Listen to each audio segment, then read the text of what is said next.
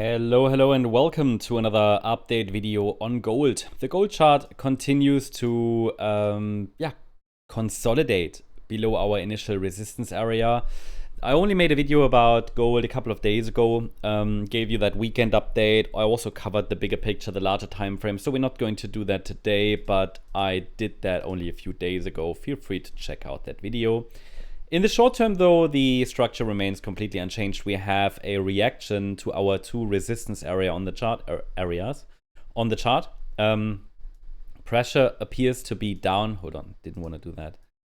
Just want to shift this. Actually, I might need to move in, zoom in a bit. Hold on, let me do that. But the pressure appears downward still. Remember that over the last few weeks, we were tracking this correction together pretty much every single day. We had an A wave down. I'm not going to tell the whole story, but the idea is we are in a wave 4 correction, which is an ABC structure typically.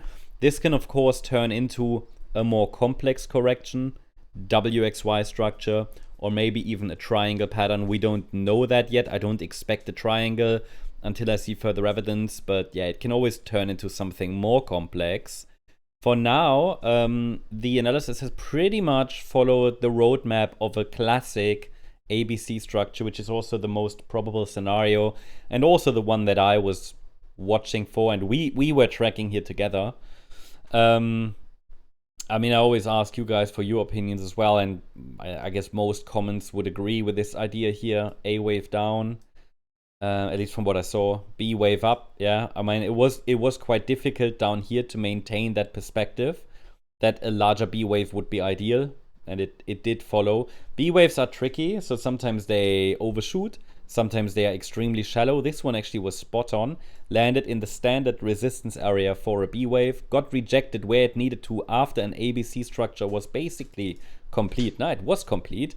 Of course, it could have given us one more high, but that was not needed, as I mentioned clearly. So we actually have a pretty clear ABC structure to the upside. In this B wave, we saw a rejection from resistance, which I think is still relevant. So it's between $4,201 and $4,337, and the market got rejected. What we now need to see is a 5-wave decline. So I need to see wave 1, wave 2, wave 3, wave 4, and one more low to get a further confirmation that this C wave has started. Actually, I mean, it's currently the assumption, right?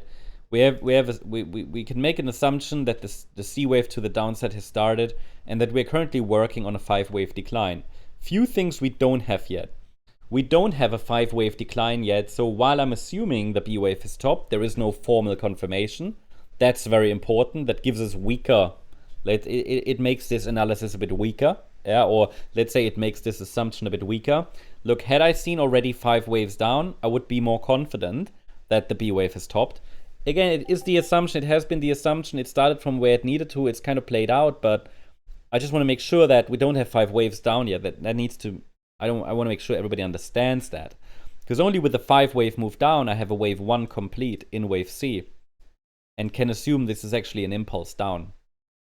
After 5 waves down, and maybe we get that one more low, we are going to watch for a wave 2 bounce, corrective bounce, which could then set the stage for a 3rd wave down, which would also be a 5-wave move again, then a wave 4 and a wave 5.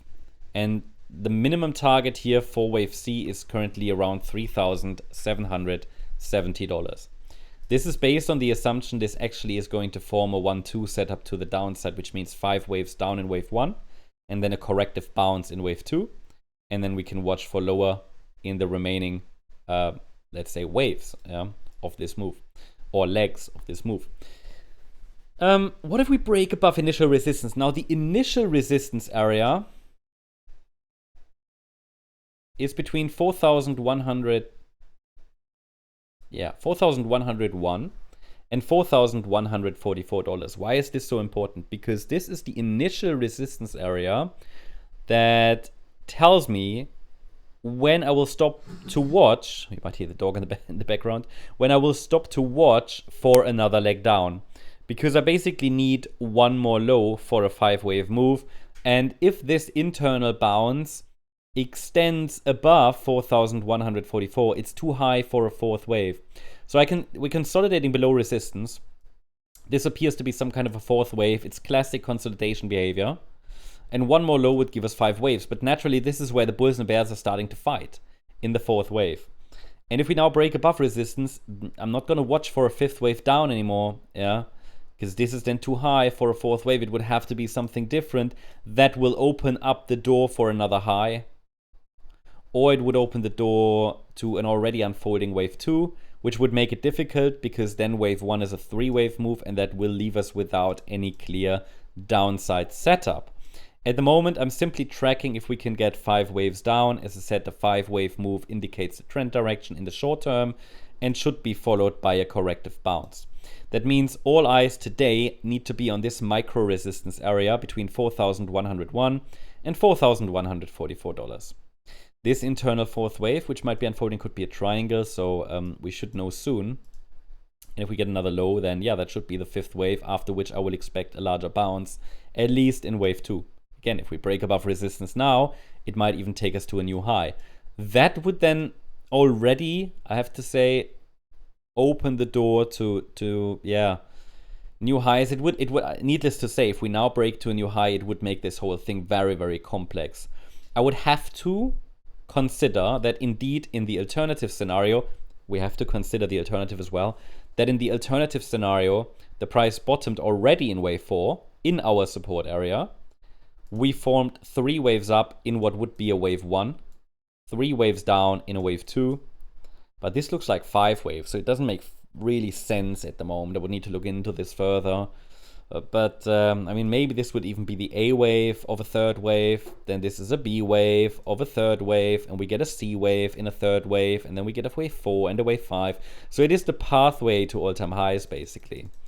At least that door will be a little bit more open then. But I have no reason at the moment to expect that, because this was a bounce into classic resistance. Nothing unusual at the moment. I have no reason to change the wave structure at the moment and to remove the orange scenario from the chart. But the market is the boss. I'm not making the market. I'm not moving the market. You know, Elliott Wave simply tells us about the different scenarios, the relevant pivots for each scenario, and which conditions need to be fulfilled to maintain that perspective that the orange scenario has a chance.